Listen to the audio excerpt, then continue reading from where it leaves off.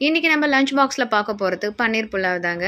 சனிக்கிழமை நான்வெஜ் செய்ய முடியாது. ஸோ வந்தவங்க எல்லாரையுமே கவனிச்ச மாரி இருக்கணும்னா, கண்டிப்பா எங்க வீட்ல பன்னீர் புலாவ் தாங்க. பானல்ல 2 பீஸ் பட்டர போட்டுட்டு, அது கூடவே கட் பண்ணி வச்ச பன்னீரையும் போட்டுட்டு, மஞ்சத்தூளு, காரத்தூளு, உப்பு போட்டு லைட்டா மிக்ஸ் பண்ணி எடுத்து தொட்டு பார்த்தீங்கன்னா, பொறந்த குழந்தையோட கண்ணத்த தொட்டு பார்க்குற ஒரு ஃபீலிங் வரும்.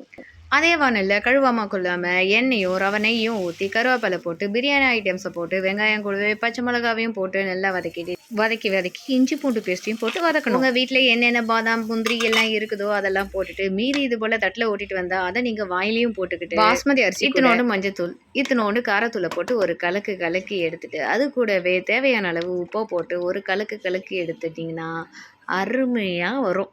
ஒரு வாசனை. அதுக்கப்புறம் அந்த குக்கர மூடி வச்சுட்டு, வெங்காயத்தையும், தக்காளியும் இது போல மிக்ஸ் பண்ணி ஒரு கிண்ணத்துல போட்டு பேக் பண்ணி தந்தீங்கன்னா, மிச்சமே வராது உங்க வீட்டுக்கு.